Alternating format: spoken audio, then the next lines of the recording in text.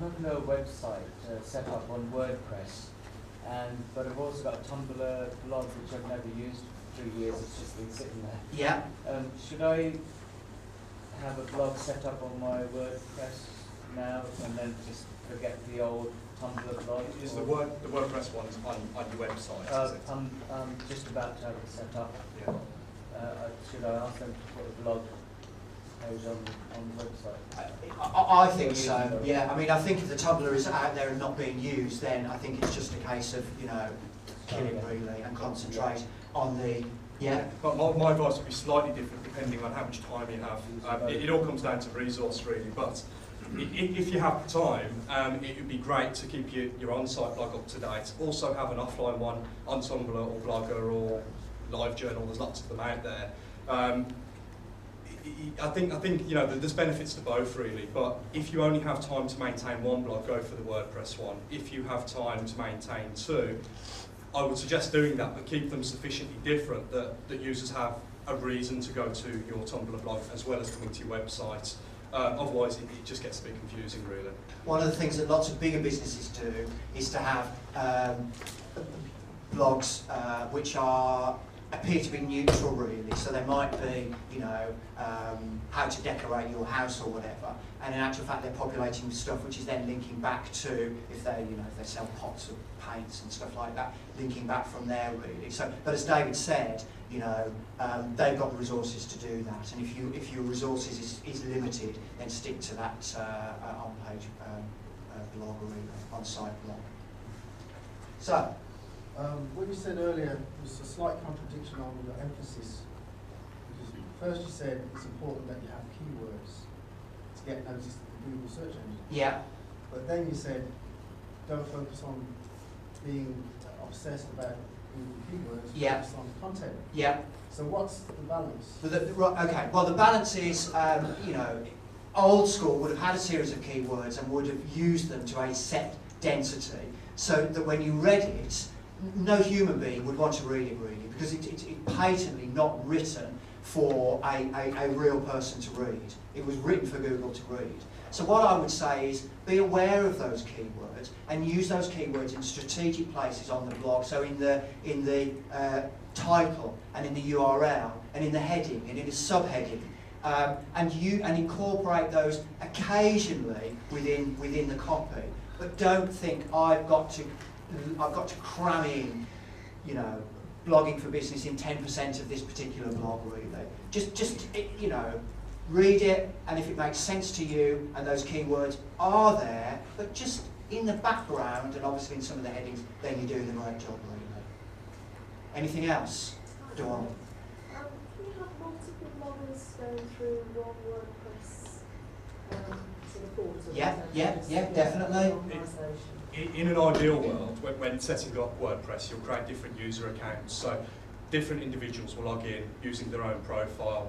It'll have their name, a short summary of that person, hopefully a photograph. Even better if you get those people to have a profile on Google+. You can attach that Google+ profile to their WordPress login, and then when you go to Google and search for those blogs, you'll see that person's face. The reason that's important is people's attention are drawn to pictures. So always in the search results, if you have a photo or an individual attached to a search result, it becomes a lot more personal, and you will get higher clicks, more conversions through doing that. Does it have to, obviously we run out through several users, but they're anonymous in the main other than their first names, you know, does it have to be that they're visualised?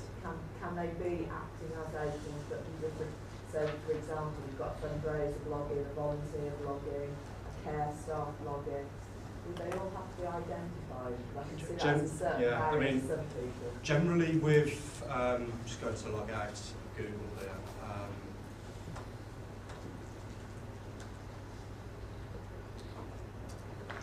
see my face there, against Google. The thing is with Google Plus, it is very much based around the individuals. So if that's what you're looking for, you're looking to have individual users blogging, their profiles attached to the blogs and shown in search results, it does have to really be around the individuals.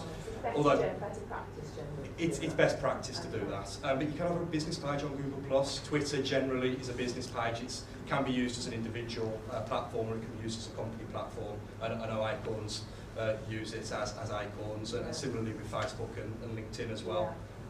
All of these things can be used as a company or as a person. But in this respect here, it has to be as an individual. Yeah. Yes. Could you offer a comment of blogging for yourself on your own blog versus being a guest blogger on other people that invite you to blog for them? Right, okay. Shall I? Yeah, if you want to, yeah. Again, pros and cons really.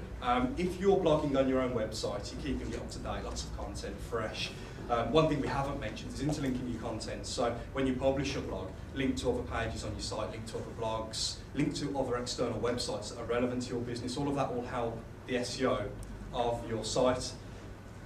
Guest blogging is one of the best ways you can acquire high quality backlinks to your website at the moment. So it's very difficult to get published on high quality authoritative blogs, but you can do it. If you've got a good piece of content and you make the case, you can apply to other sites and say, look, we've got a great piece here, it's written just for you, it's completely unique, so we won't be sharing it anywhere else. And they may allow you to publish that blog on their site, allow you to include maybe 1 or 2 links in the content back to your site, and that effectively is what boosts your rankings in Google. So getting the content and keywords right is the foundations effectively. You'll develop solid foundations through doing that. Getting high quality links and good social sharing is what will drive up the rankings. So guest blogging has its place within link building really. That's my opinion on it. Absolutely, absolutely. And there's lots of guest blogging opportunities out there, but most of them are very, very low quality indeed really. So when you're looking, look at, if you've got a tool there which shows you, how Google ranks that particular website, you really need to be looking at stuff that's 4, 5. For page rank 4 upwards, Yeah. for those of you that know what page rank is. Also, how up to date is it? How nice does it look? That's the first thing you see when you see a blog. Is it a well designed blog? If it's well designed, it's kept up to date, you can see it's good quality content. There's a good chance if you get content on there, that will provide value back through the way of links. But certainly you can install in Chrome or Firefox a Google PageRank toolbar. And if the website you're getting a link from is, let's say, a PageRank, I would suggest 3 upwards, chances that link will count. But I would, a bit like keywords, I wouldn't pay too much attention to PageRank. It can sidetrack what we're trying to achieve here, to be honest. Anything else? So, Are there any statistics in terms of where you put a link within a blog? Actually in the text itself, at the bottom, at the side? Does anything work better than anything else? no, I don't think so, no. Currently, I'm not totally sure. The advice always used to be, the higher up the page, the keywords are placed, the more notice Google applies to them. The same should be the case for links as well. So if you place a link higher up the page in the first paragraph, there's some blogs and advice out there to say that will carry a bit more weight than a blog down the bottom. What we do suggest is avoid footers really, because Google can spot a footer link a mile away, and footers generally are used to spam link building and to spam SEO. So generally I'd advise staying away from footers. Try to place the links within the content itself, so it's a contextual link, it has meaning within the content. And maybe the higher up in the content the link's placed, the better. That I'm not actually too sure of, but certainly within the content would be best. And the best quality links you can get are homepage links, by the way. Without a doubt, if you can get a link back from a homepage of a website, if you can get your blog featured on the homepage of a website, that link will carry a lot more weight than a blog or page buried down deep within a website. So my 2 pieces of advice would be place the link within the content, and if you can get a blog on the homepage, then you'll be in the strongest position really. Just on that point, you sometimes see blogs with lots and lots of keywords just as a block on the right hand side. Is that what you meant about footers in terms of it's just trying to get hits?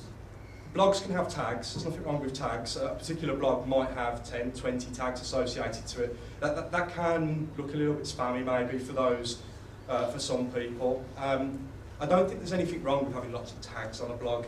Where the problem lies is if you start to stuff keywords into the blog content, you start to stuff links into the content.